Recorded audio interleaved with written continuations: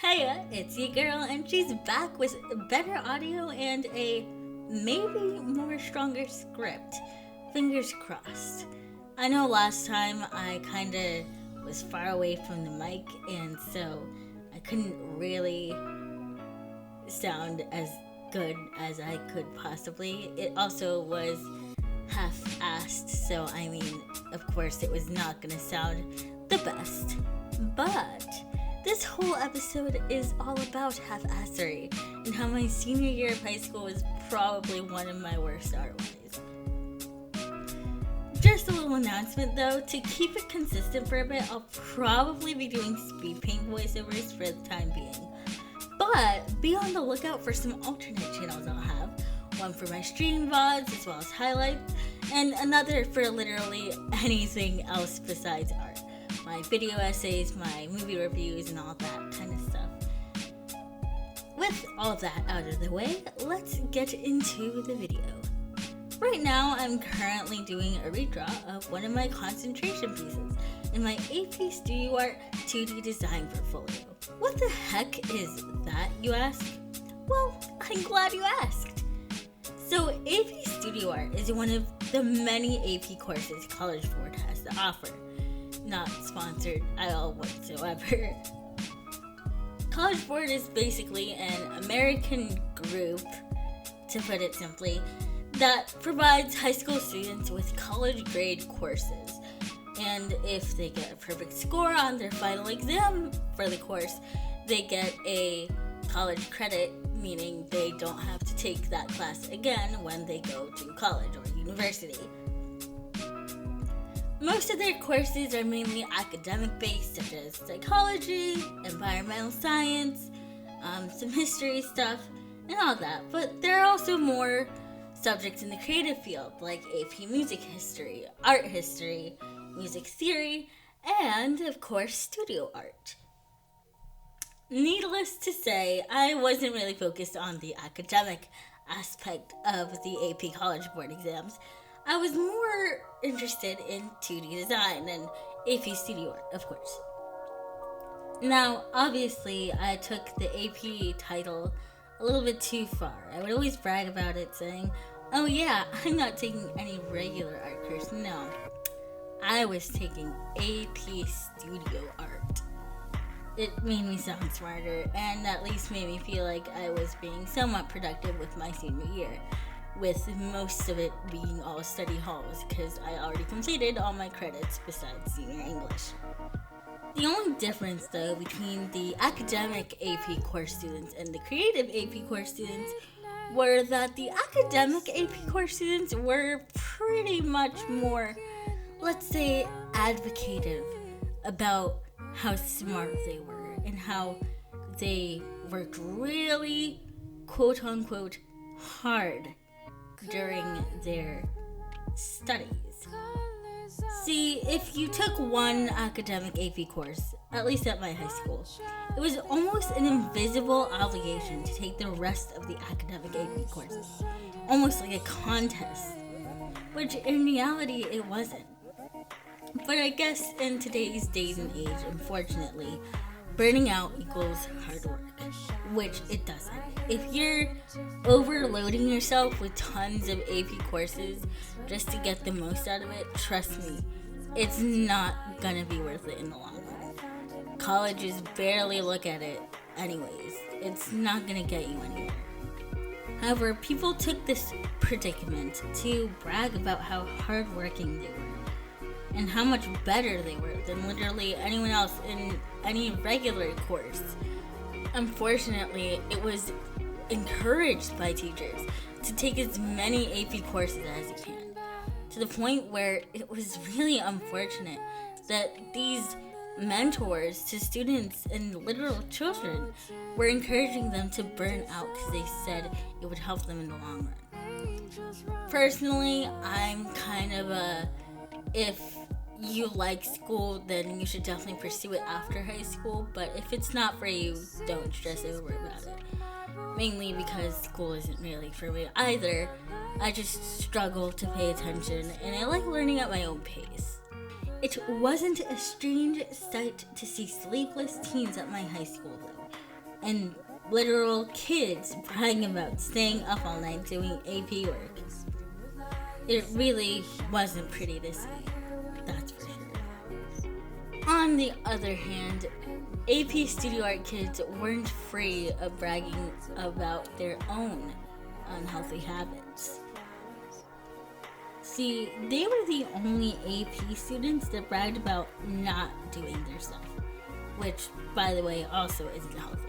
Please do not put your stuff up to the last minute. It is bad.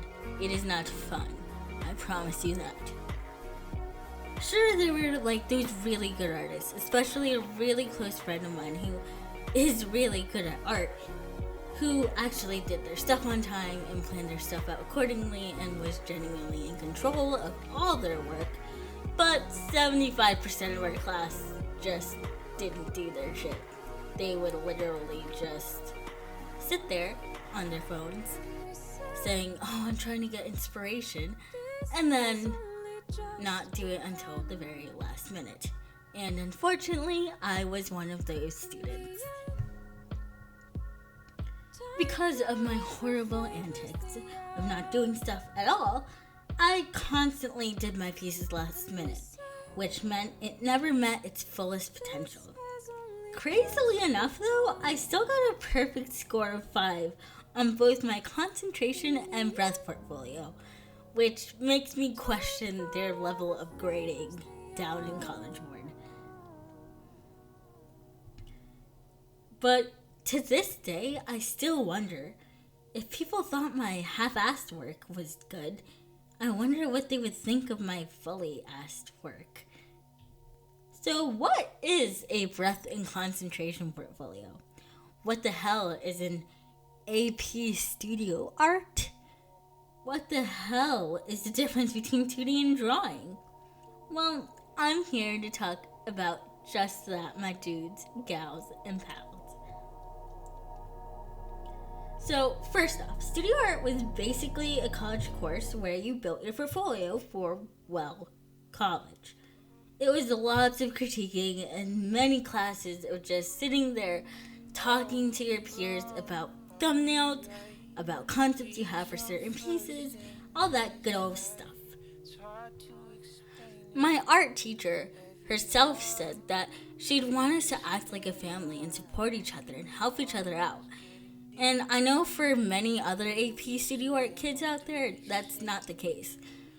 I've heard that certain teachers don't even let that happen and try to pit their students against each other, which, by the way, isn't healthy at all. If you can, please help out another student. It'll definitely help you in the long run and definitely helps you with being professional around other art folk that are in the industry. You should never ever say, "Oh, your art is bad, but mine's better," or anything like that, because it really doesn't help anyone in the matter. It's not benefiting you besides making your ego full of absolute crap, and it's not benefiting the other party because it just makes them feel bad. Anyways, so every 2 weeks in AP Studio Art, we'd get a project. The first semester we called portfolio. Basically, we just made some random pieces to add to our best portfolio. The first half of our portfolio. I say portfolio a lot. The best section was just to show our variety in media and different styles. So there were pieces that were digital. There were pieces that were made of charcoal, which, by the way, I absolutely hate charcoal. There were pieces made of watercolor. There were pieces that were more realistic. There were pieces that were completely abstract. It did not have to flow well together. It just had to show that you had, like, a good grasp of a lot of things. Because if you have a grasp of a lot of things, more people and employers tend to hire you more because, you can do a little bit of everything. However, our second semester, where we focused on concentration, now that was a scenario. Concentration took all of second semester, and it was basically 12 pieces that all share a common theme and style. Basically, what people in college and university would call a thesis. My overarching theme was autism in girls and how they self-stimulate and how it should be embraced rather than shunned upon. God, I have that memorized by heart. I had tons of inspiration for my concentration, but the person/comic that inspired me the most was a comic done by Catnip Packets on Tumblr. It just really inspired me, and I would say thank you to her, but it says not to thank her, so even though I just did, I'm sorry, your art's really good, and it inspired a whole chunk of my senior year. However, there was a slight problem. Our art mother was on maternal leave, giving birth to a child named Kylo. Yes, after the guy. You know who I'm talking about. So, all of us as a class were all on our own, which I assume is why she wanted us to help each other out.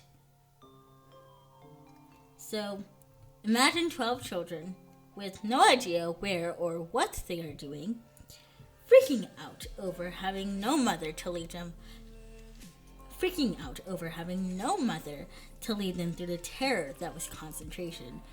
It also didn't help that our substitute teacher was very, very suspiciously lenient towards artists in our class who are more realistic and traditional, and tend to favorite them a bit more, leaving the more illustrative students like me in the dark and just giving us bad grades. It was a rough time. So my inspiration for concentration, God, I am such a rhyming god, was short-lived. And the rest of the semester was just me trudging through. In all honesty, I lost most of my inspiration for art during the semester.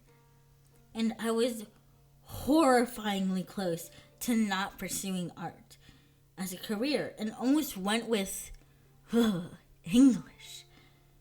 Luckily, though, I almost failed senior English, so that wasn't an option. Nor was any other academic course, because I almost failed all of those too. So my only back pedal to this was art. I could literally not go anywhere else. But because of my lack of motivation during senior year, all of my concentration pieces were subpar. Or just the worst pieces I've ever done. This one included.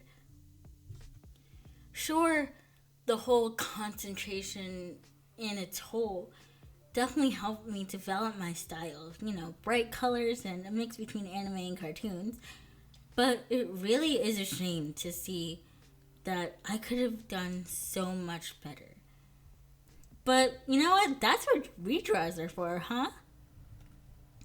Seeing the improvement I've made within a year really does help my motivation go through the roof. It also helps that I have such supporting friends and colleagues. And whichever way you look at it, I'm really grateful that my lowest year was senior year. Because that means there's only one way to go, and that is up. I think that's all I gotta say for now. So I hope you like the finished piece. I'm trying to keep a consistent schedule, so I'll hopefully have a new video up next week, but I don't know. Don't quote me on that. Anyways, make sure to follow my socials, which will be in the description below.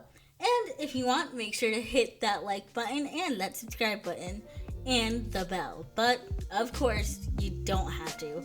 It's totally fine. No hard feelings. Anyways, I guess that's all, folks.